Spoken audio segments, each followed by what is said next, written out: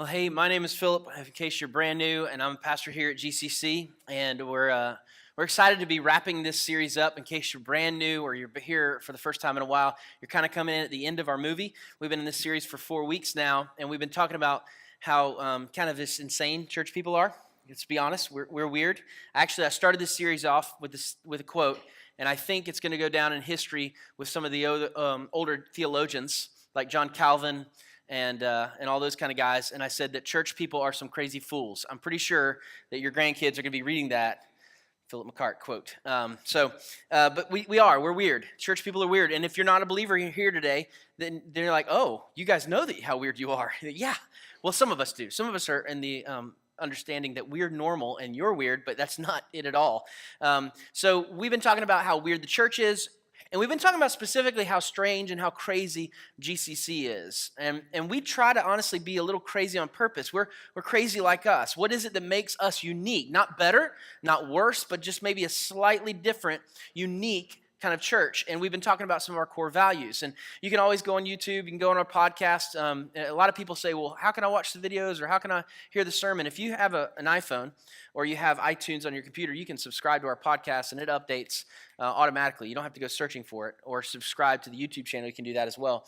And if you're a regular attender at GCC, I would highly encourage you to subscribe to YouTube specifically. The video that Brent alluded to earlier about the status of our facilities, I sent that out yesterday or Friday, I think, via YouTube. And so anytime I need to get mass information out quickly, we go to social media. So if you're not on social media, it's 2017, man. Sorry. Get on the bus or don't complain about not knowing. That's kind of how it is. I don't mind if you don't do it. Just don't complain to me that I didn't know. Like, well, it's your fault. Okay? I'm very compassionate in that way. So, but as we talk about the end of this series, I have to talk about one of my favorite things in the world, and that's Disney World. I love Disney World. And not Disneyland. Don't give me that, you California people. I know it was first. Disney World is better. It just is. There's no reason to go to California pretty much at all. I went once. It was cool. San Diego seems like a cool skater town. But Disney World is awesome. I got to go. I think I shared a couple of weeks ago about my parents taking me. My parents are here today. So if you have any complaints about who I am as a man, you can take it up with them because it's their fault. So, but they took me to Disney World. We've taken our kids to Disney World twice. And what I love about Disney World is that there's not a moment where it starts. Like, you get into Orlando and you start seeing, or get close to it, and you start seeing signs and Mickey and all that kind of stuff. And they just have done this amazing job. And even at the entrance of the Magic Kingdom, there's a show. Like, you're not even in the door yet, and there's a show. I think we have a picture of this entrance. Like, this is amazing. Like, that's just the entrance. Like, think about the last store you went in and the entryway. And then this is the entryway into the Magic Kingdom. And there's a show, and there's fireworks, and there's characters, and they give stuff away, and they bring people up there, and they let the memories begin right there. No one in their right mind would stay there all day. As good as that show is, as amazing as it is, nobody's going to stop at the entrance and go, yeah, I'm going to get my camping chair out. This is it. This is where I'm going to be today. This is going to be great. Nobody does that. Why? Because there's so much more to enjoy. There's so much more to experience. There's worlds upon worlds of experience. foods and rides and shows and characters and moments and photographs and everything that is Disney World once you get past the entrance. But when it comes to the church, so many of us just sit right here at the entrance. And this is what that is. Sunday morning is merely the launch point, the beginning of what we try to do as a church. And for a lot of us, we just kind of check that box up. Well, I went to church today. I'm doing pretty good. And you're missing out on the experience that there is to enjoy when you become a part of a community faith. It's not something that none of us want. We all want this. We're built to want that kind of community. Some of us are just better at it than others. Some of us, it comes easier to us to live life in community with other people, to experience life to the fullest, to carpe diem, whatever cliche you want to use. And we'll gravitate to whoever we can get that from. You think about your friendships, you think about your relationships. Whoever accepts you, showers you with affection, leaves judgment at the door, like that's who you want to spend time with, isn't it? Like you don't want somebody that's going to like nitpick your outfit every time you walk out the door. You're going to avoid them eventually before they can see you before you walk out the door. I don't know if you've ever had that annoying roommate, like, oh, you're going to wear that? Nice. That's a lie. You think I've made bad decisions. It's okay. I know, I have to roll my jeans. I could take them to get tailored, but I don't have that kind of money. It's what I have to do. It's not a fashion statement. So you start to avoid those people in life. And the reality is that if we find somebody, if we find a group of people that will accept us, that won't judge us, that will show us affection, we will gravitate toward them as much as possible, whether they're healthy or not. And if you're a parent, you've seen this. You've seen this in action. If you've got friends, you've seen this. If you know a girl who has been a teenager, you know this. This is the answer to why girls date bad guys. Well, outside of the fact that they're just stupid. The other part of it, I was a nice guy in high school, and I'm still bitter about it, okay? I'm not going to lie to you. I'm not repenting. It's just there. We're going to get to heaven. I'm having conversations with Jesus, okay? But they do. They gravitate to this guy because he just, whatever. If she's willing to be with me, I don't have to talk about her or critique her attitude or critique her outfits or critique her whatever. And so we just gravitate to whatever group of people won't judge us and make us feel welcome, whether that's a healthy group of people or not. And the problem with the church is that we're in the business of helping sick people get well, because that's the business of our Savior. He came for the sick, not the well. And so when you come to church or when you start getting involved in service areas or you start to get close with a few people at church, or maybe you even get into a small group, there comes a rub. We're like, it was so fun at the beginning. Why are these people so annoying? It's because we're all trying to help each other be who God created us to be. And that's not necessarily a fun, affirming process. That's the problem with church. That's the problem with going past the entrance, is that it's okay not to be okay. It's just not okay to stay there. We want you not to be a better version of yourself. We want you to be who God designed you to be. And I want you to want me to be who God designed me to be. And that's not going to happen sitting in rows on Sunday morning. That's not going to happen sitting here looking at the entry show, watching Pluto and Goofy come out. You can decide who that was up here on the stage. I'm pretty sure I'm Jiminy Cricket. That's just the way it is. But that's not going to happen in this room. You're not going to become deeper in relationship with Jesus or deeper in relationship with God's people sitting in rows facing forward on Sunday. This happens when you say yes to authentic community, when you start living life with other people, when they see the ugly parts of you and you see the ugly parts of them and you both agree that you're not going to give up. When you see your friend talking to his wife in a disrespectful manner, you come and talk to him later and say, dude, I love you. You do that again, I'm going to call you out in front of everybody. When you notice that your friend is maybe drinking a few too many, or they're being lazy, or they aren't supporting their family, or you see their friend who's just kind of wasting away their college experience, and they're not doing their work, and they're going to flunk out. When you're in an authentic community, when you're living life together, you don't just say, oh, well, it's their life. It's not my business. It is our business. You're not the church. We're the church. We're supposed to do this together. And I would be willing to bet if we did like a survey here this morning, that every single one of us, 100% of us, would say we want to do better at life, whatever that life might be. Parenting, school, job, friendships, getting in shape, fill in the blank. I would be willing to bet that 100% of us would say there's an area or 400 of our lives that we want to do better in. We have a desire. We know we could do better. We're just struggling in it. And here's the beautiful thing about our Creator.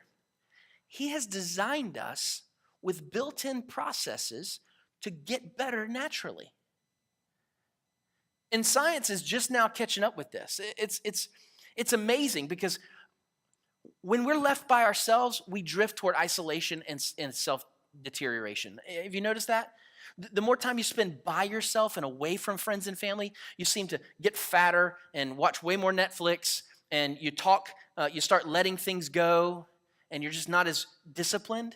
That's the natural process of our lives right now. But when we put ourselves in the community, we actually get better naturally. I was watching a sermon last week, and the pastor referenced this quote from a neurologist or some kind of very, very smart guy from Northwestern University. I think he's like a neuropsychologist or something. But his name is Cerf, which I was just happy I could spell his name properly. And I want to read this quote to you. It's pretty amazing. Watch, this is what Cerf says about how we interact with each other. He says, the more we study engagement, that's us getting together, spending time together, the more we study engagement, we see time and again that just being next to certain people actually aligns your brain with them. I was just talking about this with my dad the other night, that when you are in sports and you play a sport with somebody who's better than you, you get better. You just naturally play better. Now, unfortunately, if the better person spends more time with guys who are worse than them, they get worse. Our brains naturally align. And the pastor that was sharing this sermon, he actually said that we've already done this morning. Because when I say something silly or funny and you all laugh at the same time, you actually have all aligned your brains together because of what I'm saying. Isn't that amazing? Cerf goes on to say this. He says, if people want to maximize happiness and minimize stress, they should build a life that requires fewer decisions by surrounding themselves with people who embody the traits they prefer. In other words, if you don't like something that you do and you see something in someone else that you wish was a part of your life, you should spend time with them. You don't even have to make decisions about it. You'll just naturally begin to do those things. Now, conversely, if you spend time with people who do things that you don't desire, you'll start to do things you don't want to do. He wraps it up and says this, over time, they'll naturally pick up those desirable attitudes and behaviors. This is why we care so much about the children that our children spend time with. This is why we care about the parents of the children whose houses our children go to. This is why, college students, your parents are insanely terrified about who you're spending time with at school right now.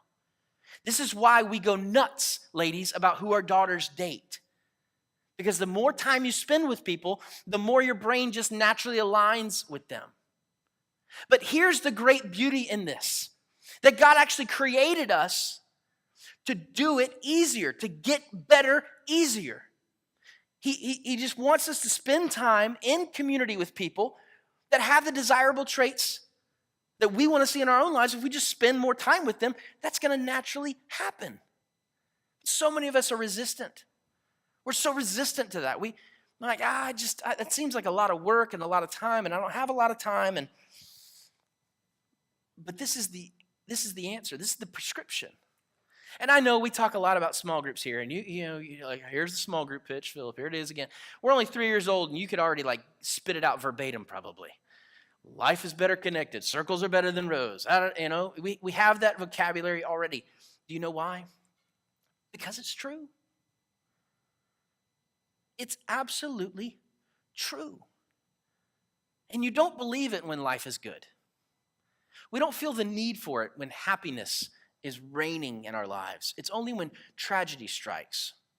It's only when difficulty comes that we recognize how much we need authentic community. I sat in a courtroom this week.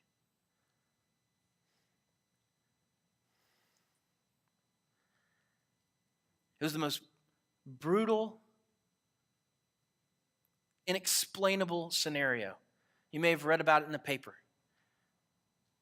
And I watched a community of friends and family gather around a person who had done something wrong. And I can tell you, he needed them. And I can't guarantee you a lot of life. I definitely can't guarantee you happiness and good things, but I can guarantee you difficulty. If you live for more than a day, you're going to have unfortunate circumstances come along. And you're going to need a community of people around you. And at times, that community of people is going to need you around them. Hebrews tells us about this. In Hebrews chapter 10, the writer says, "And let us consider how to stir up one another to love and good works, not neglecting to meet together as is the habit of some." You see, even back when the scriptures were being written, people were already sleeping in on Sundays.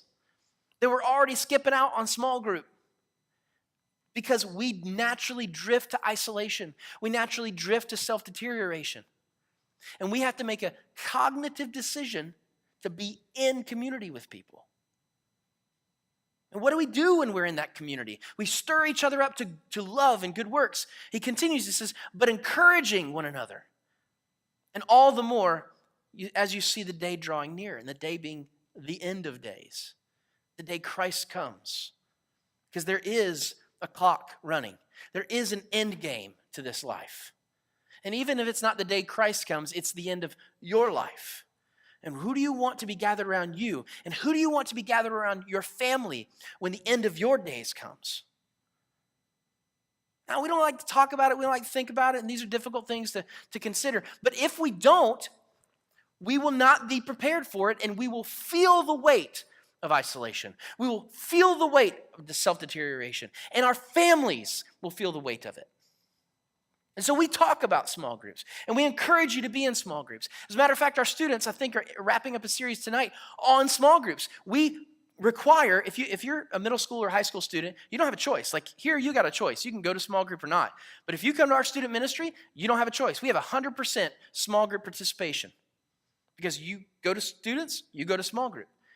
And they've been talking about 3 simple things we hope you to do. And some of you have already gone through some of this curriculum in our adult small groups. We want you to do 3 things. We want you to show up, we want you to join in the conversation, and we want you to be real. And you're already thinking, you don't want me to be real. I got a mouth, and I got... Yeah, we do. We want all of it. I got a bad habit. We all do.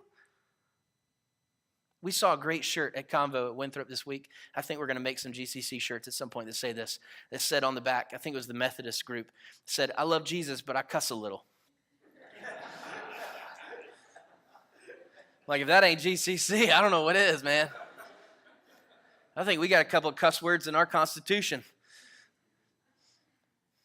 We do. We don't want you to be some cleaned up version of yourself. We don't want you to, pretend. That's not authentic. We want you to show up. We want you to actually come and be a part of a small group. We want you to be involved in authentic community.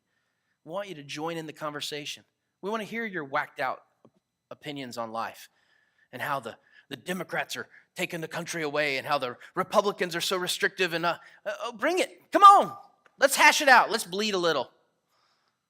None of it matters, by the way. If you don't do this, nobody's going to force you to do it. A story I read in a book recently, it was about a man named Taylor. who had spent a lot of time in his church building up a men's ministry. And a new pastor came in and kind of changed the vision of the church, and it kind of squelched all the things that this guy Taylor was doing. And it crushed him. And he kind of holed himself up in his house and wouldn't come out, wouldn't go to church, wouldn't meet with the guys that he had spent so much time working with. And the guys that he had spent so much time building up decided that that wasn't going to work. They started camping out on Taylor's lawn for days at a time, calling to him from the front yard, talking to him. Taylor calls the police on these guys. The police show up. They explain what's happening. So the police go to the door. Sir, we need to make sure that you're okay. We need to make sure that you're not in danger, that you're not endangering yourself. And then the police went over to the barbecue that the guys were having on the lawn. And each day they would come up and check on this guy. The police now, not just the guys camped out, but time and day after day after day after day. And finally, Taylor broke down and came out, came to his community, came to the people that were unwilling to let him do life alone. How many of us have those people in our lives right now? How many of you have somebody in your life that you would go camp out on their lawn if you saw destructive, negative behavior happening? We're not there yet. I want that for GCC. I want that for you. But we're not there yet. We don't have enough people in our church that believe that this is real, that are willing to choose inconvenience for the sake of healthy living. And we want to make it easy for you. That's why we're having Tailgate Sunday. We don't want you just to have to show up at somebody's house awkwardly and, is it the right house? I don't check the address again. And then walk in and you're worried that it's going to be some, person selling 31 bags or Mary Kay makeup. And then you're like, oh, great. Now I'm in a pyramid scheme. Fantastic. That's awkward. So we're going to do Tailgate Sunday, and each of our adult small groups is going to have a tailgate out here. You're going to be able to walk around and meet people and find out who the weird ones are, and you can avoid them and maybe check the schedules and see what works best with your schedule. But we want to go a step farther than that. We want to make it so easy for you that you have no excuses. So right here and right now, you can text us. We can put this on the screen. You can text us, those words, Rock Hill altogether, Rock Hill space groups, to that number to tell us that you're ready to step in and be a part of authentic community. You can do it right. You're already playing on your phone, solitaire. You tuned me out when I said something that required something to you. Go ahead. Come on. Text Rock Hill Groups to 797979. And that will let us know that we need to get in touch with you about getting involved in authentic community. That's how committed we are to you. We're going to make this as easy as possible because we believe it's that important for you. We need you to make some decisions about your schedule. We need you to make some decisions about who you are. And we all need to be there for each other. Now, this idea of community, and I'm going to have to move fast because I don't have a lot of time today, is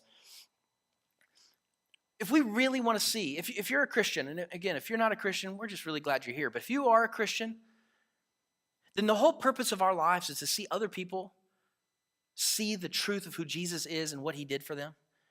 That God sent his only son to die on a cross for our sins. That he rose from the grave, conquering sin and death. That's our purpose. That's our mission. That's our commission from our Savior. To go into all the world, baptizing them in the name of the Father, the Son, and the Holy Spirit. And I believe that community is the best way to do that. One of my heroes of the faith is a woman named Elizabeth Elliot. She's a woman who, after a lot of tragedy, and I won't get into that because I could spend an entire sermon series talking about about Steve Saint and all these guys. But she, after a lot of tragedy, decided to move to this community where it was a people group that had killed her family, that didn't know the Lord. It was a savage group of people, an unreached people group in South America. She decided to move into the neighborhood. She decided that the best way to reach people with the gospel was to be in community with them. And that's what we call strategic missions, going. That the best way to go and to tell people is to live with them.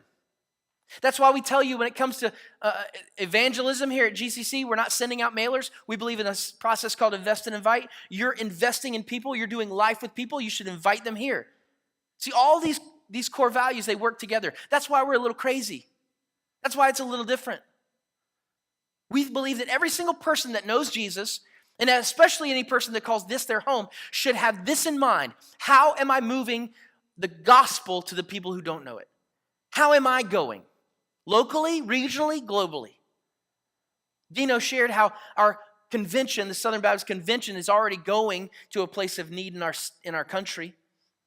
He didn't tell you about all the people that are going around the world that we're helping support through your regular giving. But if you want to see somebody's life changed for the gospel, for the good, you've got to do life with them. And you've got to be willing to go to them. That's how this works. Now, we talk a lot. Actually, we don't talk a lot about this. We need to talk more about it. As a matter of fact, I'm going to have some shirts made. Everybody's been asking, not everybody, but some people have been asking about new GCC shirts because it's been like 2 years since we made a shirt. We're going to make a shirt, and it's going to look like this. For Rock Hill, this is the graphic that's going to be on the shirt. This is what we talk about. That Jesus is for the people of Rock Hill, so our church is for the people of Rock Hill. All of them. Believers, unbelievers, atheists, college students, elderly, young families, singles, all of them. We're for all of them. And if our God is for all of them, then that's the marching cry of strategic missions for us. Then we got to talk about some junk that's going on in our country right now. We got to talk about Charlottesville. We got to start talking about all this crap that we're getting distracted by. And listen, I'm independent. I don't belong to Democrats. I don't belong to Republicans anymore. I belong to Jesus. And I know that sounds preachy and churchy, but it's really where I'm at politically. And this is what I believe, that if you put any of your rights or your beliefs in front of the mandate we've been given by the gospel, then you are worshiping something other than Jesus. If a freaking statue is so important to you that you're willing to say no to God's people, then you are not worshiping the same God I am. If your skin color or your political beliefs or any of that is so important that you would punch, that you would talk down to, that you would Facebook rant about, then you are missing the point of the gospel. I'm so sick of this crap. Get off Facebook! You're grown, blankety-blank men! Sorry.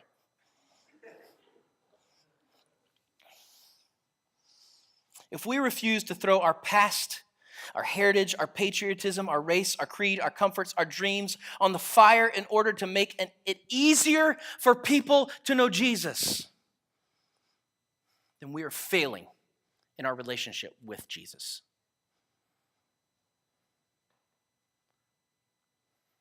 In first century Christianity, there was already struggles for people to come to Jesus. There were people who believed in Jesus that thought these other guys needed to do these physical activities so they could truly be Christians. And James, the half-brother of Jesus, said, why are we making it difficult for the Gentiles to come to Jesus? Why aren't we making it easy as possible for people to know love, for people to know forgiveness, for people to know grace? Yet, golly, America, we're making it so hard for people to see the Jesus in us because all they see is the politics. All they see is the heritage. All they see is the race. All they see is our beliefs and our what's important to us, our idols.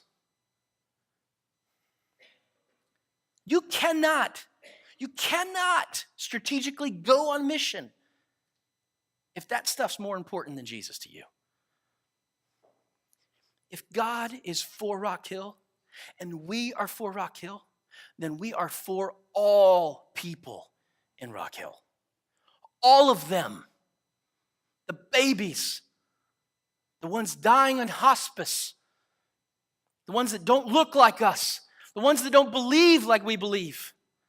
All of them. And if you're allowing anything temporary in this world, whether it happened 200, 400 years ago or 2 days ago, if you're letting any of it distract you from the mission of the gospel, then you have some reevaluating to do.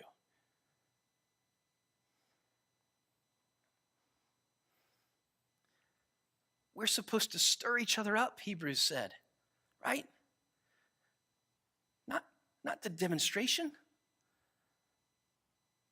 So let's stir each other up to love and to good works. not hate, not divisions. It doesn't matter. None of it matters. And listen, we are hoping to offer this community a great opportunity to know Jesus.